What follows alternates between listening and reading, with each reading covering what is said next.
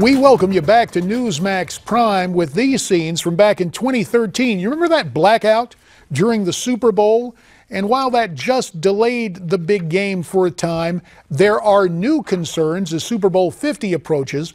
The FBI currently investigating a possible terror plot following a rash of attacks on fiber optic cables they say could be the start of something bigger and more sinister.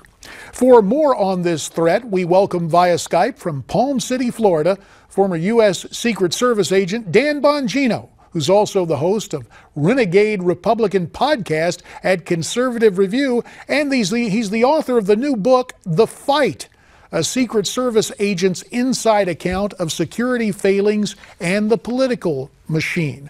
Also joining us from Newsmax, New York, former New York police detective Tom Ruskin. Tom is currently the president of the CMP Protective and Investigative Group. Gentlemen, as always, we appreciate your time here on Newsmax Prime. Dan, first to you, how significant do you think this threat is?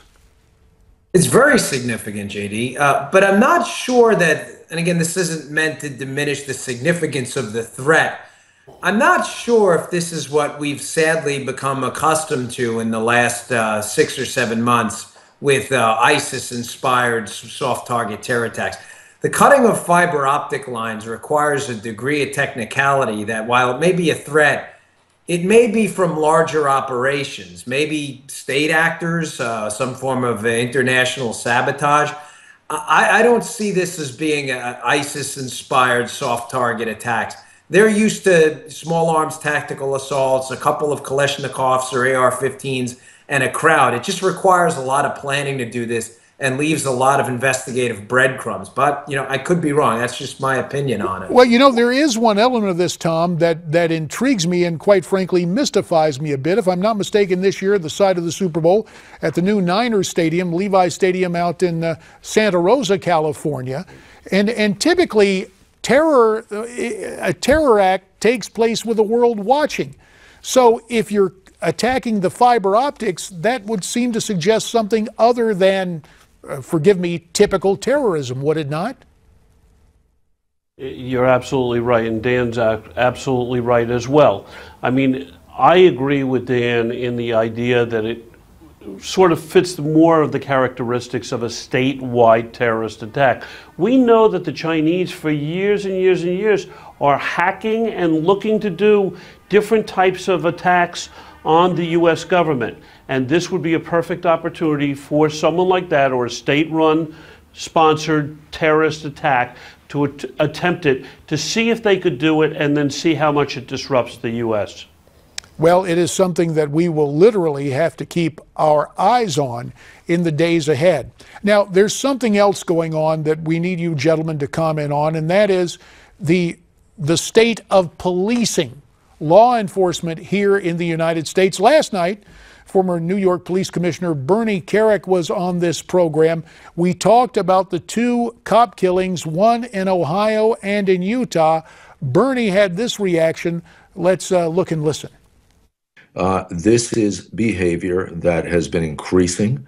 This is stuff that we've seen increasing over the last few years, especially last year, in ambushes, attempted assassinations, executions.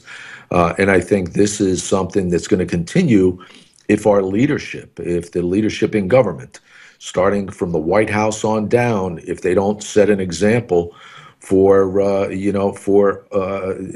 really aggressively dealing with this stuff. Dan, we just heard Bernie. Do you believe the White House is fueling anti-cop sentiment? You know, I do, and I can prove it. It's easy for me to just say yes and move on, but that's not what we do here on these types of shows. You know, we're conservatives. We have to actually provide evidence. Barack Obama had the opportunity, JD, when this entire kind of anti-police attitude started to take place after Ferguson, to put out the right narrative of what happened. People knew relatively early in the game in Ferguson, JD, that the hands up, don't shoot narrative was in fact false. Matter of fact, the autopsy conducted by the family conclusively showed that it was impossible that Michael Brown was either shot in the back or was shot with his hands up. Now, instead of the White House doing in a leadership role what they should have appropriately done sending out the DOJ and saying, folks, listen, this did not happen this way. You're free to protest. It's a free country, right, JD? Nobody's saying otherwise. You don't like the cops, as long as you're respectful and you do your protesting and you don't assault a police officer, you're allowed to do that. But that's not what they did.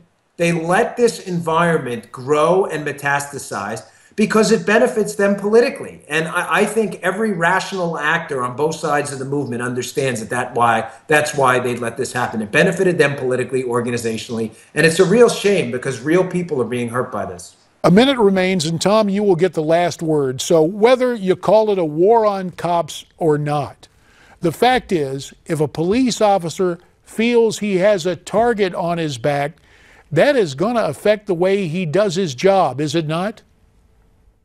Especially, absolutely, and especially when you feel that administrations, be it de Blasio in New York City or the Obama White House, is not going to stand behind you.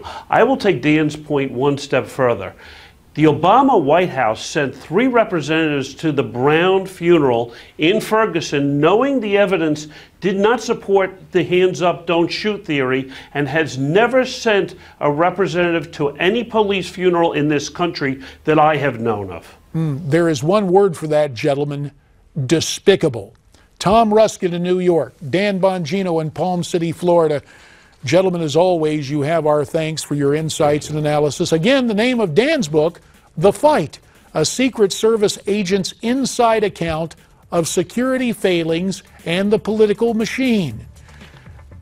Do you have some feelings on this? Send me your comments at newsmaxtv.com/comments. There's more right after this.